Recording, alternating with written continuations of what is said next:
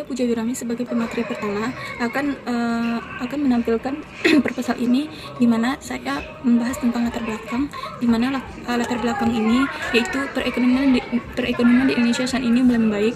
Hal ini dapat dilihat dari mulai banyak bermunculan pengusaha dan pengusaha baru yang menawarkan berbagai macam produknya. Dalam bermulai suatu bisnis diperlukan perencanaan yang baik. Dan seperti halnya dengan membuka bisnis makanan baru yang tidak ada habisnya, bahkan dapat dijadikan peluang bisnis yang menjanjikan. Dan berbagai macam jenis makanan bermunculan dengan adanya ragam kreativitas yang menarik dan unik. Dan selanjutnya yaitu tujuan usaha yang hendak dicapai. Yang pertama, menciptakan jajanan dengan varian baru, yaitu jaring laba-laba rainbow yang sehat untuk dikonsumsi. Dan yang kedua yaitu melaksanakan metode pelaksanaan produksi jajanan jaring laba-laba rainbow. Dan yang ketiga yaitu mengetahui dan menerapkan strategi pemasaran yang akan digunakan untuk memperkenalkan dan mengembangkan produk jajanan dengan varian baru yang sehat untuk dikonsumsi semua kalangan. Dan yang selanjutnya, kegunaan atau manfaatnya. Manfaat utama yang ingin didapat dari usaha ini adalah pengalaman berwirausaha. Di samping itu, usaha ini nanti diharapkan menjadi salah satu upaya untuk memberikan inovasi berupa sumber makanan yang sehat bagi masyarakat. Dan yang selanjutnya itu luaran yang diharapkan. Dengan usaha ini diharapkan dapat memenuhi kebutuhan masyarakat, terutama dengan kalangan penikmat jajanan tradisional yang mengkhawatirkan kandungan gizi pada produk yang dijual di pasaran. Jaring laba-laba rainbow ini akan dihadirkan dengan kemasan yang menarik dan mengkombinasi rasa yang bervariasi dalam penyajiannya, sehingga makanan ini dapat menjadi semakin menarik dan melengkapi kandungan gizi dari produk ini. Baiklah, saya Nurhidayatul Azmi. Di sini saya akan mencoba menjelaskan tentang gambaran umum rencana usaha.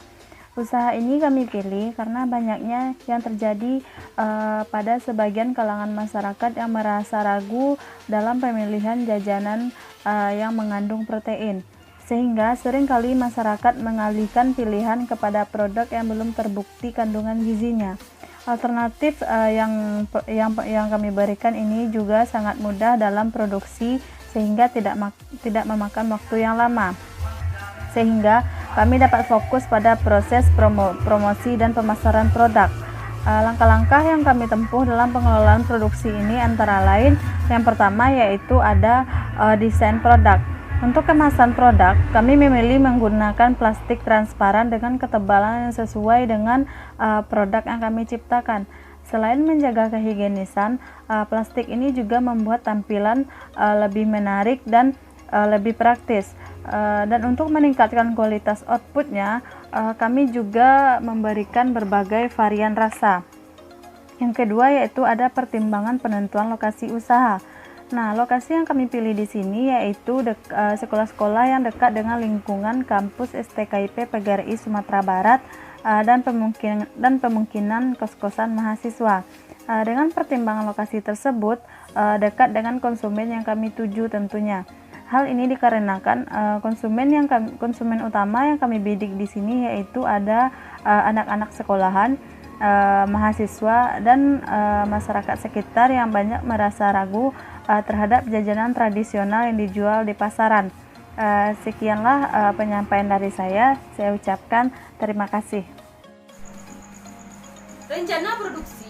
Suatu produk pastinya membutuhkan ciri khas yang hanya ditemukan pada produk tersebut, juga sebagai nilai orisinalitas pada produk yang dipasarkan. Dengan adanya ciri khas tersebut, tentunya produk yang diproduksi akan mudah dikenali oleh masyarakat dan menjadi nilai positif dari produk itu sendiri. Dan untuk produk jaringan laba-laba rainbow memiliki beberapa ciri khas, yaitu sebagai berikut. Yang pertama yaitu keberagaman olahan, karena dalam pembuatan olahan didasarkan pada kreativitas mahasiswa dan tren makanan masa kini. Yang kedua yaitu memiliki cita rasa manis yang digemari semua kalangan. Yang ketiga yaitu tahan lama karena produk olahan ini menggunakan bahan utama gula. Baiklah, saya akan melanjutkan presentasi pada bab 4 yaitu tentang anggaran biaya. Nah, di anggaran biaya ini terdapat beberapa bagian. Yang pertama yaitu biaya tetap atau fixed cost. Nah, biaya tetap ini biasanya digunakan untuk membeli sejumlah alat atau barang yang digunakan untuk menunjang keperluan. Nah, pada fixed cost ini kami membeli sejumlah barang yang kami perlukan untuk proses produksi nanti. Di antaranya yaitu yang pertama kami membeli satu buah kompor gas yang berharga kurang lebih Rp100.000. Kemudian yang kedua yaitu kami memerlukan tabung gas satu buah, harga satuannya kurang lebih Rp150.000. Kemudian yang ketiga kami membeli mixer satu buah, harga satuannya kurang lebih Rp300.000. Dan yang keempat yaitu teflon, harga satuannya kurang lebih Rp450.000. Jika semuanya ditotalkan berjumlah Rp1 juta. Poin yang kelima, modal awal, di mana modal awal terdapat itu ada total biaya tetap ditambah biaya untuk satu kali produksi, di mana total biaya tetap adalah Rp76.000 dan biaya satu kali produksi adalah Rp1 juta, di mana jumlahnya yaitu Rp1.776.000. Di mana analisis yang keenam ada analisis titik impas atau break even point, di mana BIP bisa disingkat BIP, di mana harga total biaya produksi untuk satu kali produksi dibanding produksi, di mana Rp76.000 dibanding 60 buah dapatnya Rp1.500. Harga jumlah jual per unit Rp2.000 dikurang Rp5.000. BIP produksi, total biaya produksi untuk satu kali produksi dibanding harga per unit, dimana Rp76.000 dibagi 2.000 dapat 38 buah. Dimana jadi untuk mencapai titik impas, maka dalam satu buah jaring laba-laba rainbow yang harus terjual adalah 38 buah dengan harga 2.000. Di mana yang ketujuh ada analisis keuntungan, di mana pendapatannya jaring laba-laba rainbow yang terjual dikali harga jual, di mana 60 dikali 2.000 dapatnya 120.000.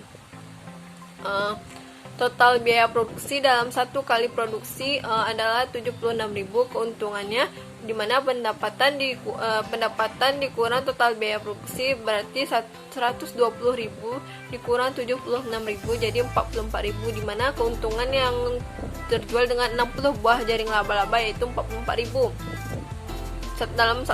dalam satu kali produksi.